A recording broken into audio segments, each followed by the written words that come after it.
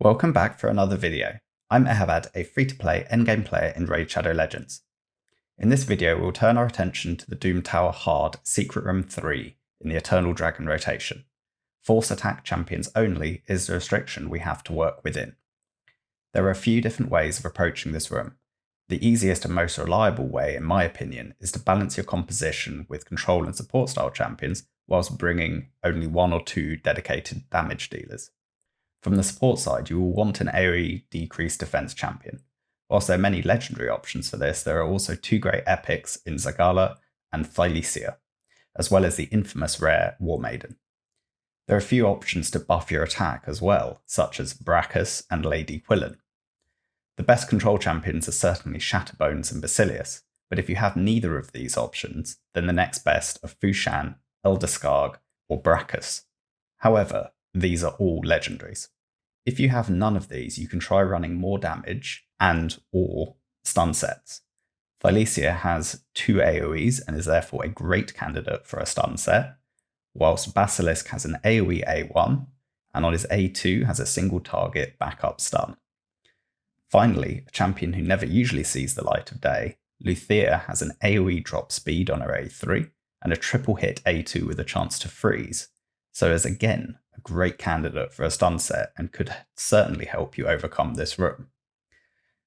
Some damage dealers can hard carry this room, such as Candrathon, Robar, and Abess, to name just three. With that in mind, I will showcase here a few different strategies in one so you can see the mechanics of play and adjust based on your own roster. We will bring two crowd control champions here in Shatterbones and an unbooked Basilius. Both are level 50, but that is not a problem in this composition as we have sufficient damage from Candrathon to clear the waves. For AoE drop defense, we have War Maiden and Zagala. You only really need to bring one in truth, but I wanted to demonstrate an interesting interaction if you do bring two debuffers with a single nuker such as Candrathon. So let's jump into the run and see how it plays out.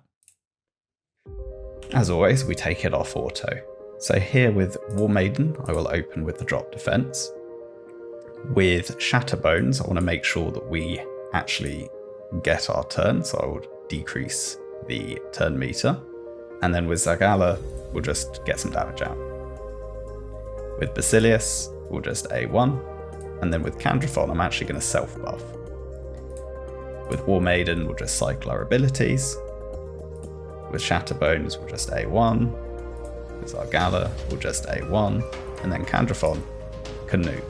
And we'll kill everyone except for the one champion that did not have drop defense, which actually works quite nicely for us in this situation as we get to use his follow-up A1 to kill the opposing Candrathon, and we'll actually cycle our abilities quicker. Now on the second wave, we don't have decreased defense from War Maiden, so we'll just A1. With Shatterbones, we can put out our next crowd control. The Zagala can now drop the defense.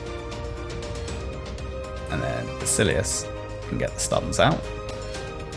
And with Candrathon, we could nuke here, but we wouldn't actually kill them because he's not self-buffed, so we will self-buff Candrathon.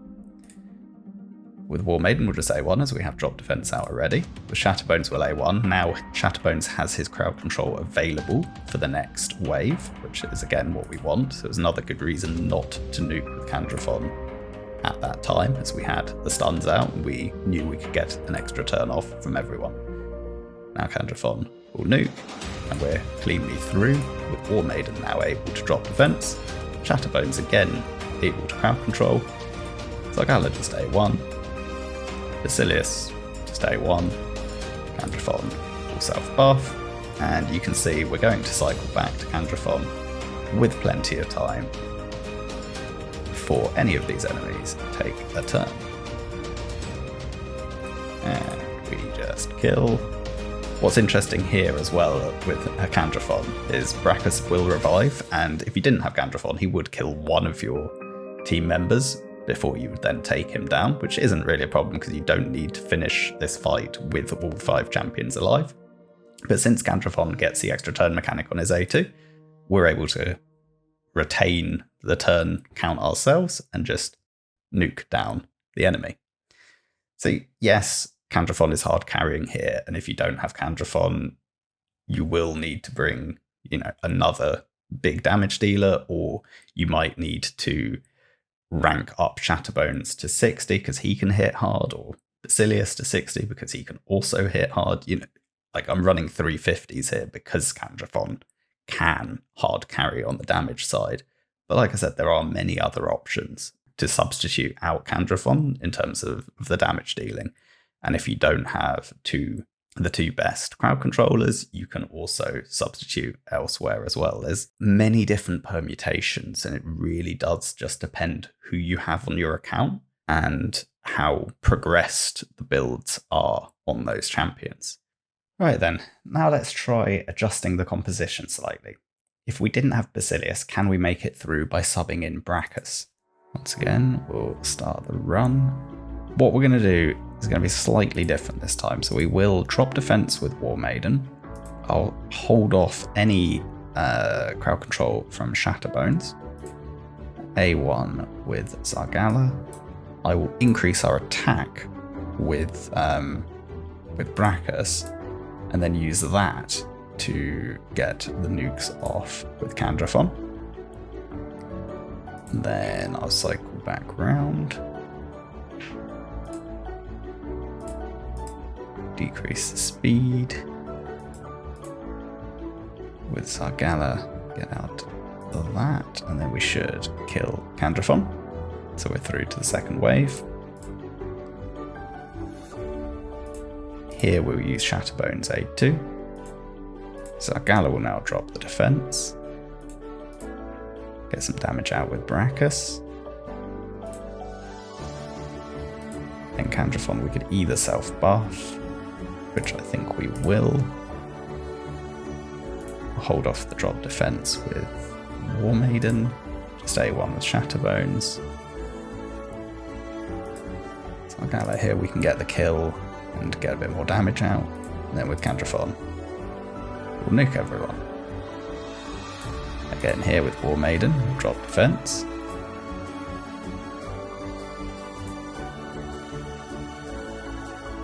But here's the problem, is we have no crowd control whatsoever.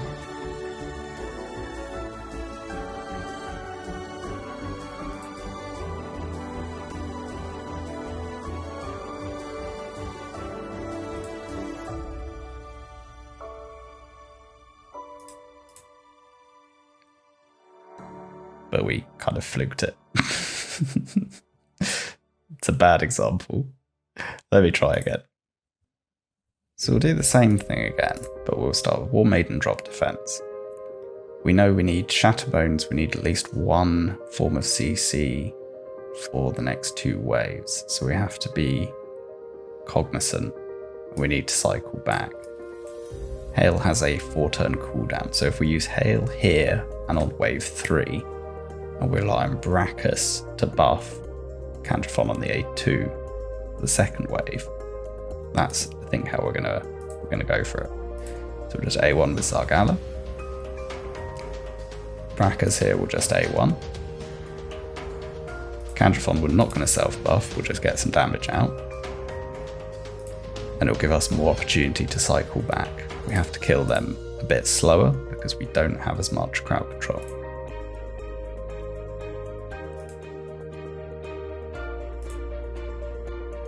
Get some damage with Zargala. Try and see which Candrathon has the most damage. Get some damage out with Brachus. Get one kill there. Candrathon, get some damage out. Now we just need to kill these two champions. Would have been better if Fushan had died. He didn't, but we're through. With War Maiden we can drop defense again. This time we will get the decreased speed out. And you can see with this slower run, we don't really need to drop defense champions. Get some fears out there. We are now buffed as well, so we can nuke harder. We're through to the next wave. Now Shatterbones should have his ability off of cooldown. So we will hail. Now we will drop defense from Zargala. Just 6A1 from Brachus. Candraphon, we should have enough time to self-buff. And we'll just work our way through again.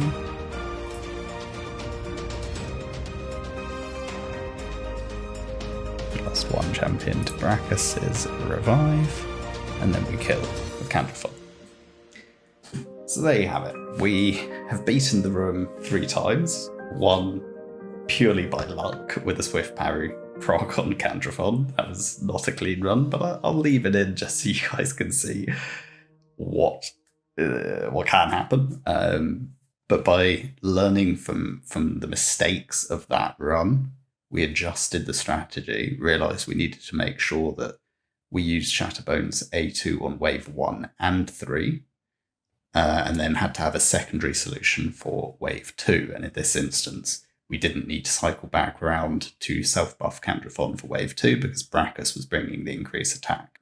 My Brachus is unbooked, so his CC is distinctly unreliable. But I think if you didn't have even Shatterbones or Basilius, you might have to look at investing books into Fushan or Brachus instead. The point is that there are a lot of different ways of clearing this room, and it very much depends on your roster.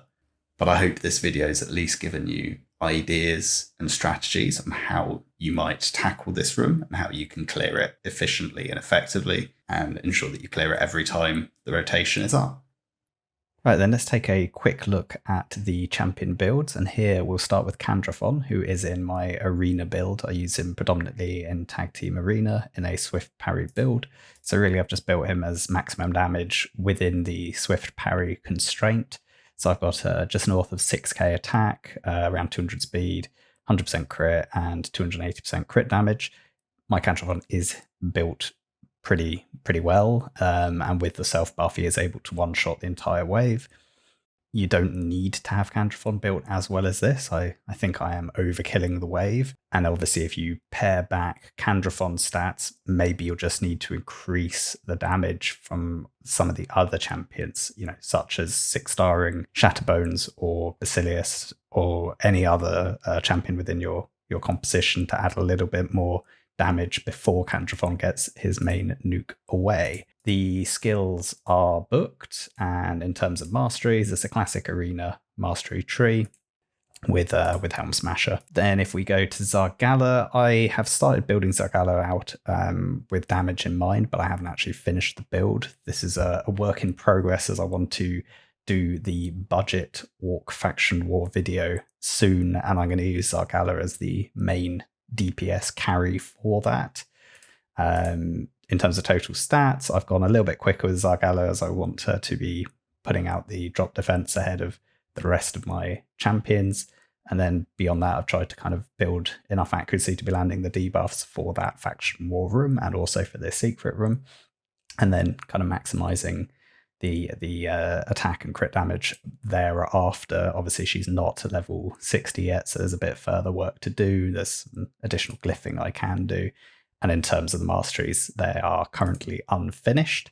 You could certainly run her as a level 50 for this secret room if you're using a hard nuke carry DPS champion such as Candraphon, Robar, or Abyss. In terms of the skills, these are done. And obviously I mentioned the masteries already. So Shatterbones. Currently in a kind of real mismatch of a build. I believe this build is what I used in Ogryn Tribe's Faction Wars. So I built additional resistance in him to be able to resist some of the Faction War 21 debuffs.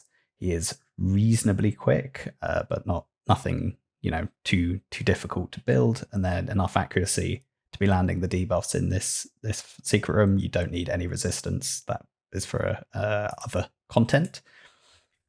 In terms of the skills, they are done, and there are no masteries. One thing I would, little tidbit or kind of recommendation I would give is that both Shatterbones and Basilius would benefit greatly from either a reflex or a relentless set within this secret room to be able to cycle back to their crowd control abilities more quickly. in Basilius's case, it's significantly stronger to run him in Reflex, but Shatterbones, because of the 2 kind of crowd control abilities, Relentless is probably preferable. Although, of course, if you put him in Reflex and you decide not to use the A3 whatsoever, then the A2 is going to serve you well, and you'll be able to cycle back to it much quicker. In terms of War Maiden, not really much of a build whatsoever, just enough speed and enough accuracy to be going ahead of the other champions and get the decreased defense down, and obviously land it with that accuracy in a very kind of pedestrian build here, even missing a ring, only level 8 on the amulet. You know, it's not a strong build at all. The skills are done, and mastery is just a little bit of tier 1, tier 2 from a long time ago. And then Basilius, I actually do have in a reflex set here, as I mentioned. You know, he benefits greatly from reflex, particularly since we're only really using the A3 and the A1. So this 4-turn cooldown can become more like a 2 or 3-turn cooldown via reflex. In terms of stats, quick enough to be able to get the abilities off, enough accuracy to be able to land them, and no other stats matter. Ideally, I would probably suggest you build him even quicker than this if he's your sort of primary crowd control champion for this run. In terms of skills, mine is unbooked, as mentioned, and in terms of masteries, there are none. So thanks for watching. I hope this video is helpful and it does allow you to beat the secret room each and every time. If you have any questions or comments, please do leave them. I try and reply to each and every one. And I'll see you in the next video. See you next time.